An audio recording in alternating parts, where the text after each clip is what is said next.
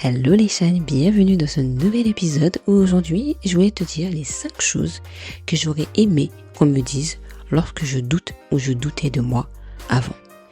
Pourquoi cet épisode? Parce que je trouve que nous sommes beaucoup de personnes à douter de soi et comme si le doute, je sais pas si pour toi c'est la même chose parce que moi ça me le faisait et ça me le fait parfois encore, comme si le doute, on ne devrait pas avoir de doute. Personne ne devrait douter, comme si les personnes qui passent à la télé ou les personnes qu'on regarde sur les réseaux sociaux, eux, on est sûr presque à 100% qu'ils ne doutent pas d'eux. Et je peux te dire qu'en fait, c'est totalement faux. Les personnes que tu regardes, que tu entends, que tu écoutes, que tu vois peut-être à l'extérieur ou même au travail, peu importe, ils doutent. Ils doutent, mais juste ils le savent d'une certaine manière, soit le cacher, soit ils ont des outils qui leur permettent de dire ok je doute mais j'avance quand même, parce que le doute est pas mauvais du tout, c'est aussi ton allié et c'est ce que je vais te raconter dans cet épisode du jour. Donc installe-toi confortablement avec ta boisson préférée et puis prends des notes parce que je pense que cet épisode t'aidera comme moi ça m'a aidé dans ma croissance personnelle. Alors déjà la première chose, ça vient d'où les doutes? Pourquoi on doute en fait? Les doutes, c'est pas du tout par hasard. C'est souvent né d'un résultat, d'un mélange d'expériences, de l'éducation que tu as pu avoir, que ce soit à l'école, que ce soit chez toi, dans ta famille, etc. Et ça peut être aussi un point où tu te protèges. Dans ton enfance, si tu grandis avec beaucoup d'exigences, peu de valorisation, beaucoup de critiques, avec un amour conditionnel, donc ça veut dire je t'aime si tu réussis, si tu as ceci, sinon je t'aime pas. Donc c'est souvent sous des conditions que tu dois être aimé. Et souvent j'ai ressenti ça, c'est oh là là, est-ce que là ce que je fais, c'est bien? Est-ce que les gens vont m'aimer? Est-ce que les autres vont m'apprécier? Tu vois, il y a toujours ce revers de médaille qui dit oh waouh, attends, je vais peut-être pas aller jusqu'au bout parce que là, voilà, je dis encore, si je réussis pas, est-ce que on va m'aimer pour ce que je suis? Et ça ne t'aide pas à avancer. Vraiment, ça ne m'a pas du tout à avancer. Ça peut aussi venir des blessures émotionnelles. Si tu ressens le rejet encore, l'abandon, ou voire l'humiliation, tu vois, d'une expérience passée, une trahison, tu peux encore douter de toi. Mais si tu as eu une trahison euh, relationnelle, que ce soit amicale ou pas, hein, ça peut être aussi amoureuse, tu vas douter de toi, tu te dis mais est-ce que cette personne va pas faire la même chose que mon ancienne relation? Et là, tu vas douter de toi. Et là, tu vas peut-être te dire, je ne suis pas assez. Oh, je vais encore échouer si je rencontre encore quelqu'un, parce que c'est moi la fautive, parce que ceci, en te trouvant souvent des excuses. Et souvent, tu vas te dire, ouais, mais quoi, si je vais faire ça de cette manière-là, bah sûrement on va me juger. Il y a aussi le côté, tu vas peut-être te comparer en permanence. On est souvent sur les réseaux sociaux. En ce moment, tu vas te dire aussi que, avec cette comparaison des autres, de la pression, des standards, ah, mais eux, ils ont réussi. Et moi, j'ai pas du tout réussi. Ils vont même plus vite que moi. Ils sont même plus forts que moi. Or que pas du tout. Tu es à ta place. Au jour d'aujourd'hui, tu es à ta place, malgré tes doutes. Ça peut être aussi, t'as pas envie de sortir de cette zone de confort qui était tellement confortable. C'est tellement beau d'être là. Ton cerveau, il adore ce qui est connu. Il veut pas aller dans l'inconfortable, dans l'inconnu. Donc en fait, l'inconnu, pour lui, c'est danger. C'est un signal, en fait. C'est comme une alarme qui sonne pour te dire, il faut que tu sortes de chez toi. Et c'est la même chose. Mais en fait, aujourd'hui, ce que j'ai compris, c'est que les doutes m'aident. Parfois, il est bon de douter.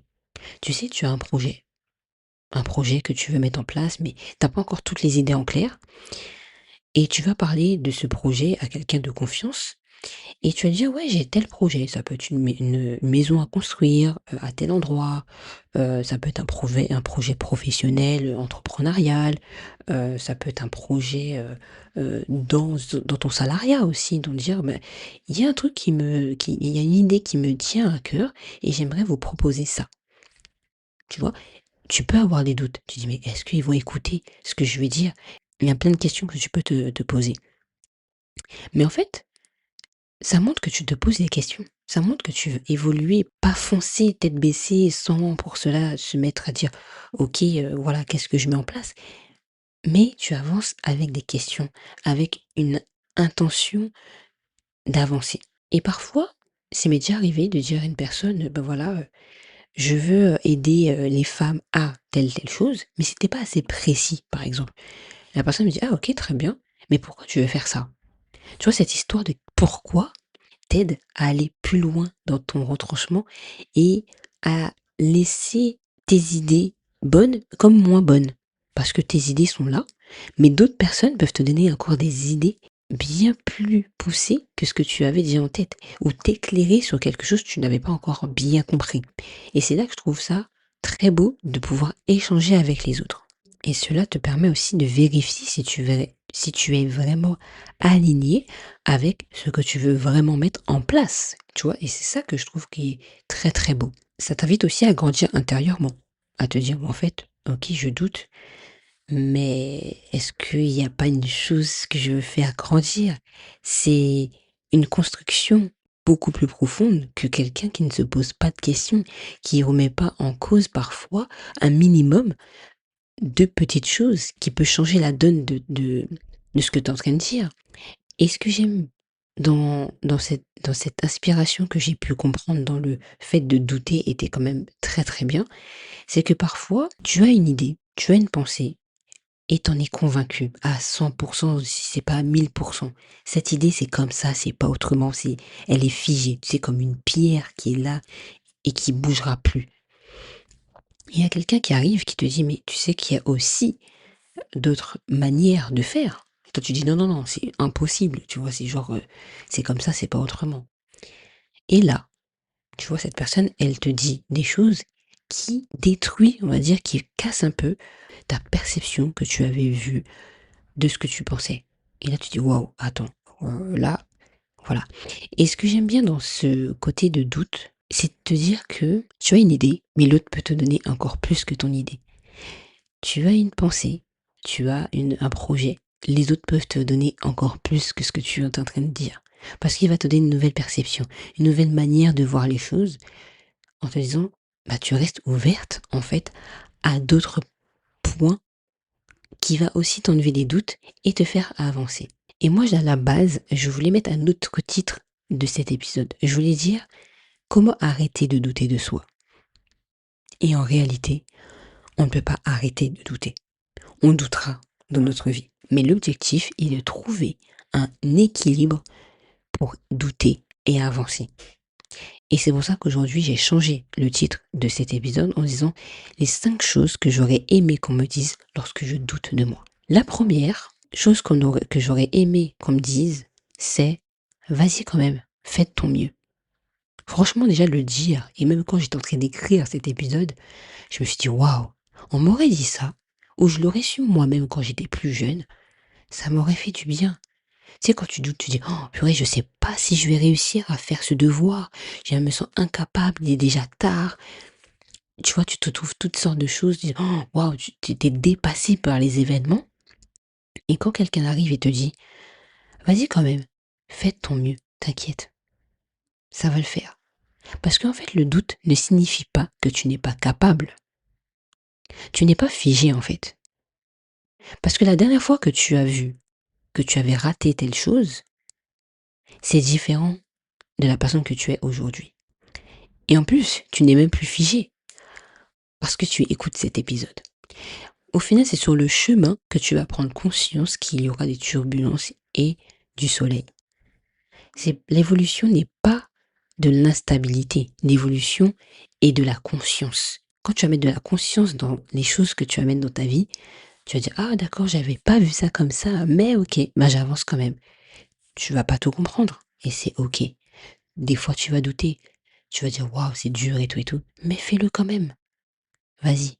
Et quand tu te dis ça à toi-même ou quand tu vas le dire aux autres ou lorsque quelqu'un va te le dire, ce qui se passe, c'est que tu vas accueillir tes sentiments. Tu vas accueillir ton doute sans le mettre de côté. Tu vas l'accueillir, tu dis: «Ah oui, j'ai vu que je doutais, mais je vais le faire quand même et je ferai de mon mieux, peu importe les résultats». Tu apprends à danser avec. Souvent, on parlait encore de l'amour conditionnel. Enfant, moi, c'est m'est déjà arrivé, tout le monde veut que les enfants aient une très bonne note, 20, tu vois. Moi, je sais que bah, c'est normal en tant que parent, les parents veulent que tu aies toujours des bonnes notes. Et plus tu vas accueillir tes doutes, mieux tu vas dire, ok, je suis encore en sécurité en fait, même si je doute. C'est un peu ce que je disais tout à l'heure, c'est que ton évolution n'est pas instable. Je prends conscience que ça sera pas parfait, que je doute, mais c'est ok. Même si les résultats sont moins bons, tu avanceras quand même. Le deuxième point que j'aurais aimé qu'on me dise lorsque je doute de moi ou lorsque je doutais de moi, c'est tu n'as rien à prouver pour mériter ce que tu souhaites ou même ta place. Le fait que tu existes, que tu sois vivante, tu as déjà de la valeur. Tu es déjà quelqu'un en fait. Tu es une personne vivante au milieu des autres personnes. Et tu n'as pas besoin de faire plus pour être légitime. Dans le monde actuel, oui, on nous demande toujours de faire plus, de se montrer un peu plus. Un peu comme s'il fallait crier un peu plus pour montrer qu'on existait. Souvent, pour mériter notre place dans ce monde, il faut avoir des statuts. Peut-être même avoir de l'argent pour avoir sa place. Comme si une personne qui n'avait pas spécialement énormément d'argent ne méritait pas sa place. Moi, je vais te dire un truc, c'est que quand j'ai commencé l'entrepreneuriat, je me suis énormément formée. Genre, je sais pas combien d'euros j'ai dépensé pour me former.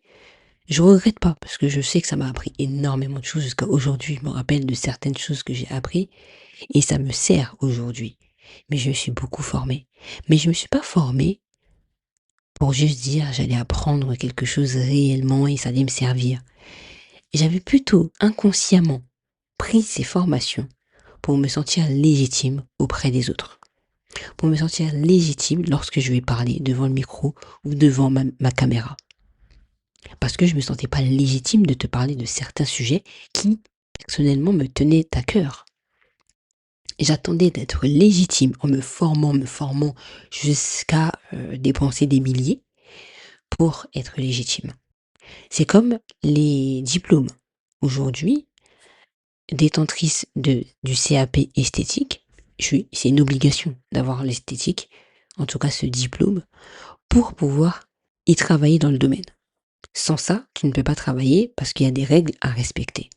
Mais avant même d'avoir ce diplôme, je savais déjà m'épiler moi, je savais faire mes ongles, tu vois, je savais déjà des bases parce que c'est quelque chose qui m'intéressait de base. Et c'est comme tout autre diplôme. Ce qui m'embête, c'est aussi, il y a des jeunes qui ont énormément de diplômes de, je ne sais pas, bac plus 10 par exemple, arrivés à la recherche d'emploi, on leur dit, bah, il faut de l'expérience. C'est par l'expérience qu'ils méritent leur place. Et ça, franchement, ça me déçoit. Je suis dans l'incompréhension de se dire que pour mériter ta place, il te faut de l'expérience. Mais c'est en sortant de l'école qu'il te faut de l'expérience pour pouvoir avancer. L'expérience, on l'acquiert en allant travailler. Je ne pense pas que dans les bacs plus 10, il y ait de l'alternance. Tu vois? Et même l'alternance aujourd'hui est pas évident à trouver. Donc tu n'as rien à prouver pour mériter ce que tu souhaites. Tu as de la valeur, il suffit juste de le savoir. Et ça fait l'office d'un prochain programme où on parlera justement de ta propre valeur en 30 postures. Si tu veux en savoir plus, n'hésite pas à t'abonner sur le podcast parce que c'est là que je délivrerai les prochains liens pour que tu puisses y accéder. Le troisième point que j'aurais aimé qu'on me dise lorsque je doute ou je doutais de moi, c'est que la voix qui me critique n'était pas la mienne. Donc la voix, la parole que tu es en train de te dire n'est pas la tienne. D'où elle vient alors? Bah souvent d'une voix irritée. La famille, l'école, la société, des blessures, des traumas, des mauvaises expériences. Cette voix-là, c'est celle de ton passé. Ton passé qui a dit que, t'as vu, t'as fait une erreur là-bas. T'es pas bonne pour ça en fait. Genre, parce que t'as fait une erreur, tu n'es plus bonne pour ça. C'est en faisant des erreurs qu'on apprend en fait de notre vie. Quand on n'en fait pas d'erreur, on n'apprend pas grand-chose et surtout quand on ne tire pas des leçons de ça. Quand tu te dis mais je suis pas capable, mais non c'est pas possible. Oh là là, mais comment je vais faire? Je ne sais pas comment faire. Tu doutes déjà de toi. Et à ce moment-là, tu peux choisir une nouvelle voie intérieure. Et c'est encore ce que je vais t'apprendre dans ce nouveau programme où tu apprendras vraiment ta valeur. Tu vas apprendre à exprimer ta nouvelle voix. Qu'est-ce qui est important de te dire pour que justement ton doute devienne ton allié. Et combien de fois je me suis critiquée et cette voix-là n'était pas la mienne. Oh là là. De par des blessures, l'impression d'être rejeté, l'impression d'être abandonné sur certaines choses parce que tu aimé que certaines personnes te disent mais non, ça va bien se passer, encore une fois, et faites ton mieux. Que lorsque tu n'as pas spécialement réussi un examen ou quoi que ce soit, bah, qu'on te dise c'est pas grave, t'as rien perdu en fait, continue, fais. Tu vas réussir, tu auras ta propre place, tu vas la retrouver d'une certaine manière. Tu n'as rien à prouver aux personnes que tu dois être comme ci, comme ça. Avance. Un moment et un autre, tu le verras. Des propres yeux avant tout. Alors le quatrième point, je pense que c'est la phrase que j'aurais aimé vraiment qu'on me dise lorsque je doute de moi. Tu n'as pas besoin d'être parfaite. J'ai gardé cette idée en tête qu'il fallait que tout soit parfait. Genre, tout. J'aime la beauté. Genre, j'adore la beauté. Mais quand tu regardes l'aspect vraiment de la beauté, il suffit juste de regarder une fleur, la nature. Et franchement, quand tu le regardes vraiment, c'est hyper joli. Moi, tu me donnes juste un coucher de soleil, je suis, voilà, j'ai même pas les mots, tu vois, mais je suis comme une enfant.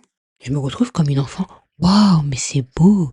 Parce que une personne parfaite se détruit. Moi, ça m'a détruit d'être la perfection incarnée comme si jamais d'erreur, il faut pas faire d'erreur, il faut que tu sois comme si et tout. Et quand j'entends qu'il y a d'autres personnes, ils ont fait des milliers d'erreurs et que moi je trouve ça comme catastrophique et moi je regarde, je fais mais attends, moi je doute et eux ils ont fait des erreurs de malades, ils doutent même pas d'eux, ils s'en foutent presque. Et toi je te dis non mais il y a un problème. Je lui dis, mais t'as même plus intérêt de douter, parce que là, voilà. Tout doute est un doute, hein. Et voilà, toute erreur est une erreur, il n'y a pas de moins et plus, hein. Mais quand tu regardes ça, tu dis, et ok, très bien. En fait, je ne sais même pas pourquoi à ce moment-là je doute. Parce que ça, bah en fait, c'est pas grand-chose au final, peut-être, tu vois. Mais tu l'as pris tellement à cœur, tu l'as pris tellement personnellement que ça peut te détruire d'une certaine manière. Donc la perfection, c'est-à-dire que parfois dans ma chambre, c'est rangé, très bien rangé et tout. Moi quand je range, je range. Mais parfois, mon bureau, il y a un peu de tout.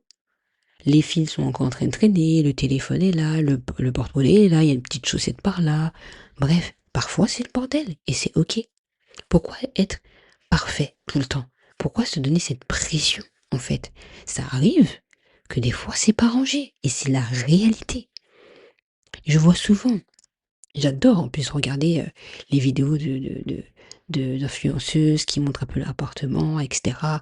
Moi je dis: «Waouh, c'est trop beau» et quand je regarde le mien, je dis: «Mais en fait, c'est pas du tout la même chose», mais même si je trouve qu'il y a des belles choses aussi chez moi, mais c'est pas du tout la même chose, tu vois? Des fois, c'est classé, alors en plus, il y a eu une sorte de mode où tout était rangé par, couleur, tout était rose et j'ai appris d'une vidéo YouTube il y a je pense qu'il y a un bon 1 an que j'avais vu cette vidéo et j'étais choquée de ce que cette femme avait dit parce que je me suis dit: «Les gens, ils arrivent jusqu'à faire ça».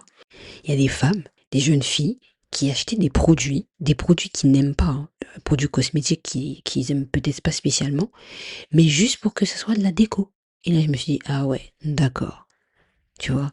Donc en fait, tout est rose, mais il y a peut-être la moitié des produits qu'elle n'utilise pas du tout. Mais parce que comme c'est rose, c'est dans son armoire, tu vois? Moi, j'irai pas jusque-là. J'aime la beauté, j'aime le simple. C'est-à-dire qu'il y a ça et ça, terminé. Même si l'autre là-bas il est rose, si je l'aime pas, c'est pas la peine. Il va même pas aller en déco. Il va même pas aller dans mon placard, presque. Je suis en train d'y travailler, mais voilà. Ça te permet d'être vulnérable et d'avoir une meilleure connexion avec les autres. De dire, ouais, mais c'est vrai que moi je suis pas. J'aime bien ranger, mais quand je range pas, je range pas. C'est pas mon problème. Des fois, je préfère me reposer et ranger après. Des fois, l'inverse existe aussi. Je dis, bon, là, je range et après, je me repose. Et c'est OK. Et là, tu deviens beaucoup plus authentique, plus toi-même. C'est ta personnalité. Tu acceptes bah, les parts d'ombre que les autres ne veulent pas que tu montres, en fait. Pourquoi on devrait cacher notre part d'ombre? Ça sera aussi un sujet d'un autre épisode, je pense. Mais le doute fait partie d'une part d'ombre Comme la honte, c'est aussi une part d'ombre, tu vois? On peut avoir honte de certaines choses et au final, bah, quand tu vas te dire à toi-même que ouais, c'est vrai que j'ai peut-être un peu honte de telle chose, et bah, ça te montre que c'est une réalité et quand l'autre va te dire: «Ouais, mais toi, tu comme ça». Ouais, c'est vrai. OK, je le sais déjà, en fait. Tu même pas obligé de me le dire, je le sais déjà, tu vois? Donc je trouve que c'est hyper important de se rappeler que tu n'as pas besoin d'être parfaite. Tu as juste besoin d'être toi dans dans ta propre vie avec les moments où parfois, bah, ça va pas être au top et c'est OK. Et le dernier que j'aurais aimé qu'on me dise lorsque je doutais de moi ou que je doute de moi, parce que ça arrive encore, tu n'as pas besoin d'être prête pour commencer. Souvent, et ça m'arrive encore, de me dire: «Waouh, je suis pas encore prête pour faire ça. Je suis pas encore prête pour avoir ça».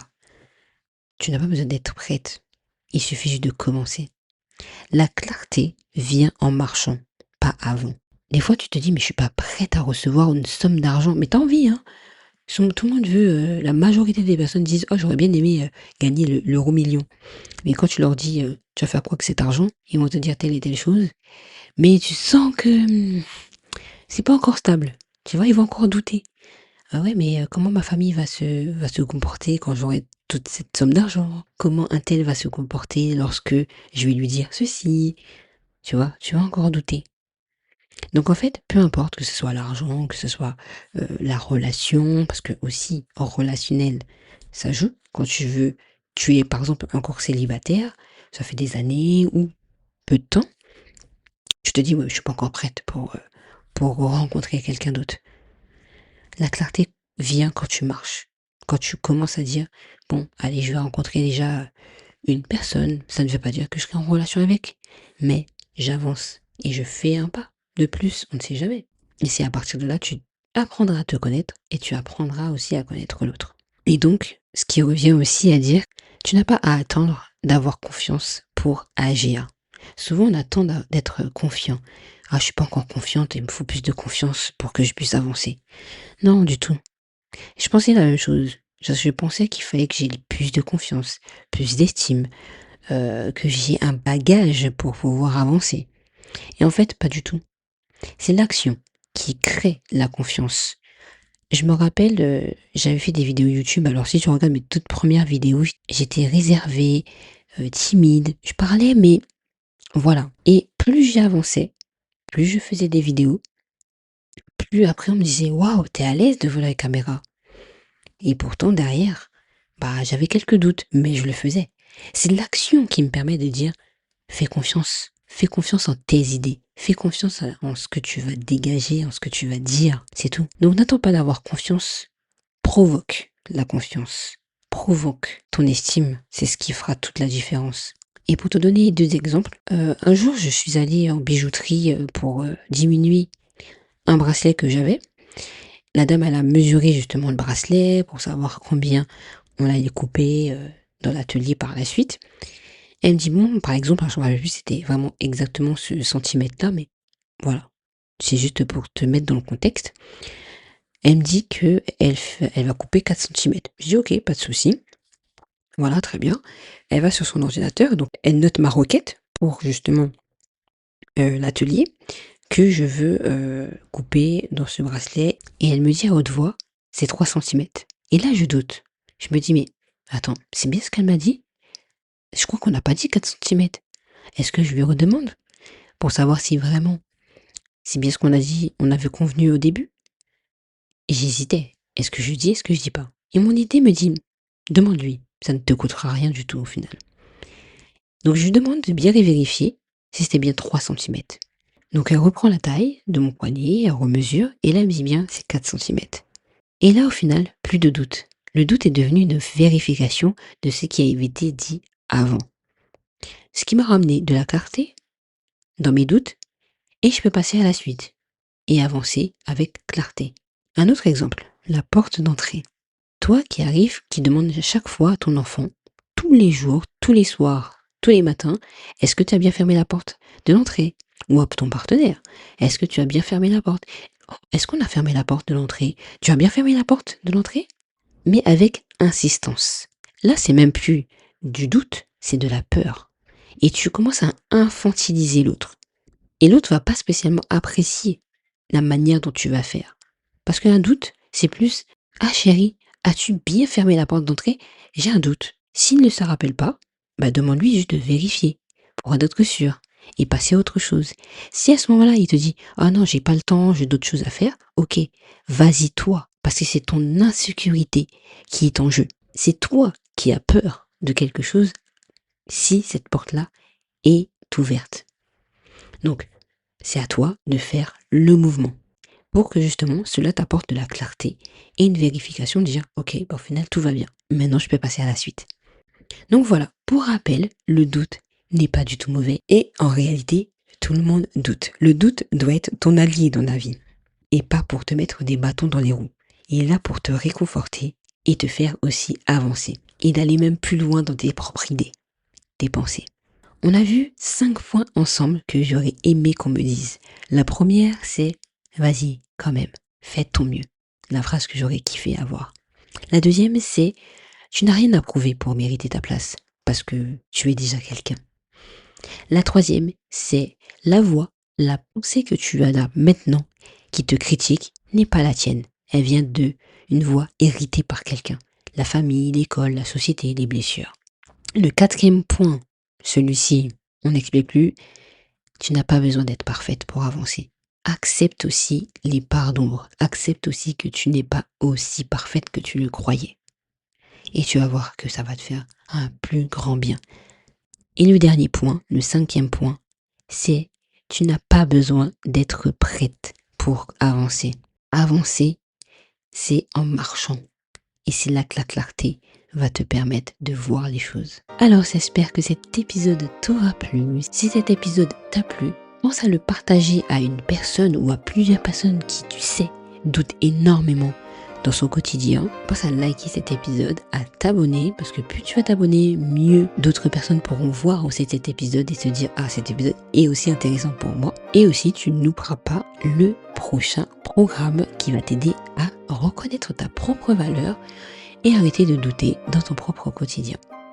Et moi, je te laisse ici, je te fais de gros bisous. Rendez-vous dans la prochaine vidéo YouTube ou dans le prochain épisode. Bisous!